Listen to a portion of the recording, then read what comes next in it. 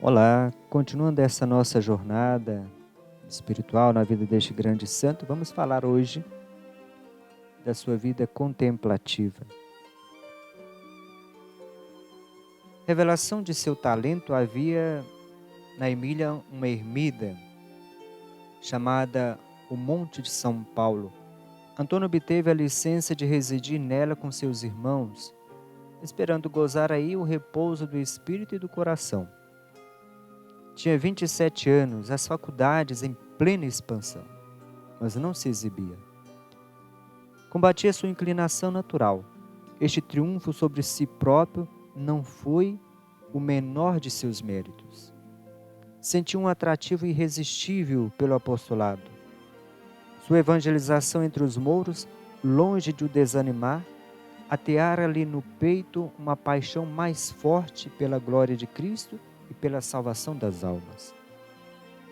Antônio, cheio do precioso dom da ciência, era um simples no meio dos simples.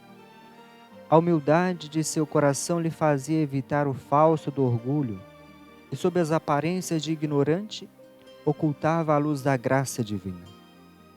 Não queria algum trabalho, obra que fosse incapaz de lhe proporcionar alguma glória diante dos homens. A gruta Monte São Paulo foi para Antônio o teatro obscuro e estreito de prodígios, porque foram suas únicas testemunhas, e dos quais guardou tão somente parcelas escapas à humildade do heróico penitente. Ele tomava um pedaço de pão e um pouco d'água num vaso e esforçava-se por submeter de toda a carne ao espírito. Não tinha a expiar pecados da mocidade, tinha vivido longe dos tormentos do mundo. Tinha, porém, ainda que reprimir revoltas que a tirania dos sentidos torna quase inevitáveis e que Deus não poupa nem seus amigos, porque fez da provação o caminho da glória. Jesus Cristo aparecia-lhe tal como o profeta o descreveu, revestido de uma beleza envolta em sangue vertido por amor. Antônio inebriava-se desta visão e acabava em si a redenção começada no Calvário, enquanto não soava a hora de aplicá-las às multidões pela palavra e pelos sacramentos.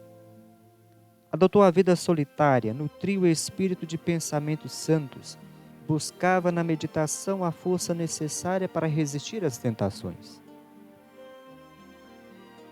Abandonava-se toda a ação da graça, lançando no seio de Deus como num mar profundo a âncora de sua inabalável esperança.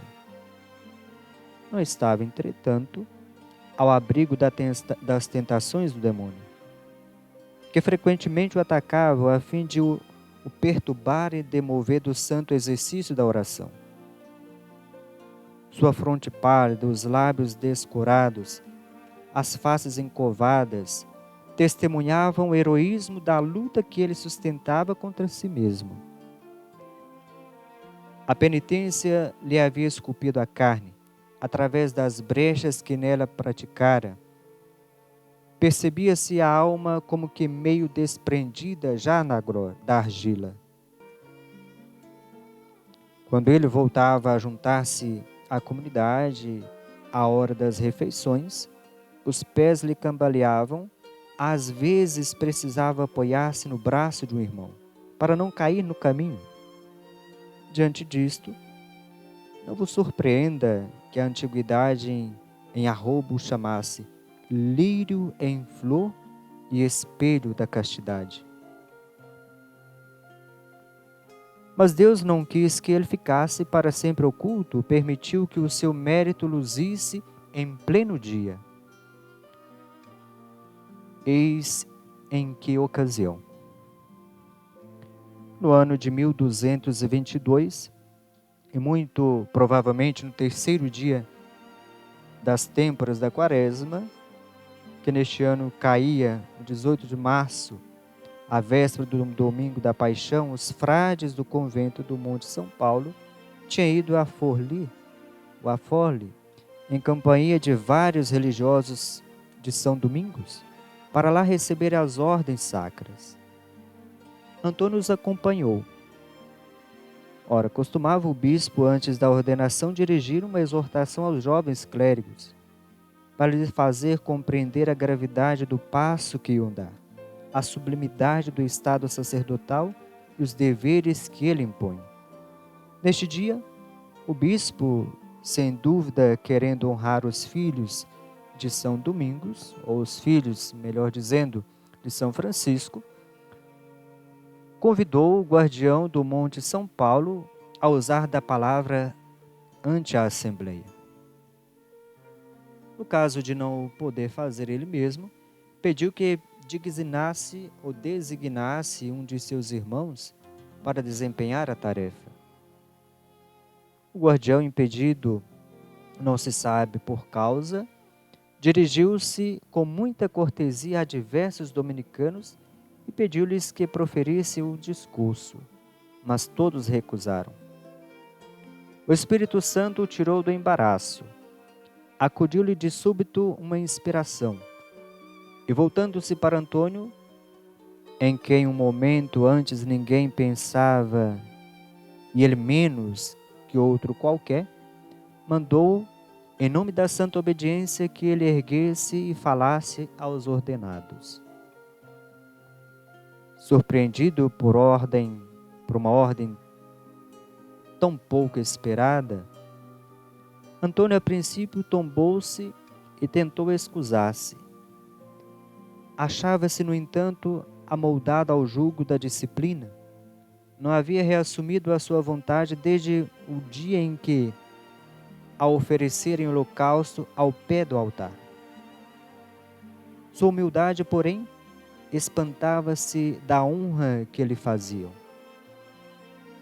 Antônio, escravo do dever, dirigiu-se para o púlpito, depois de ter recebido a bênção do bispo, rogando interiormente a Deus que suprimisse a sua insuficiência.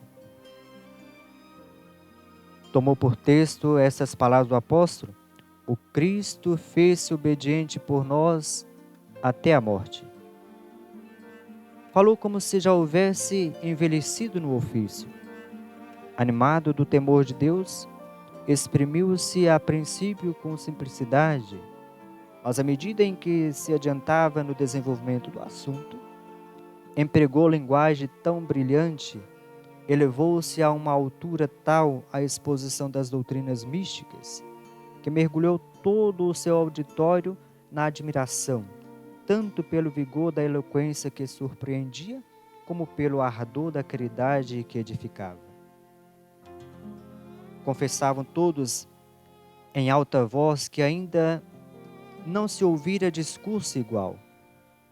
A partir desse momento, os frades cercaram de veneração aquele em quem acabavam de descobrir, como por milagre, a luz da divina sabedoria, que nele se conciliava com uma tão notável humildade.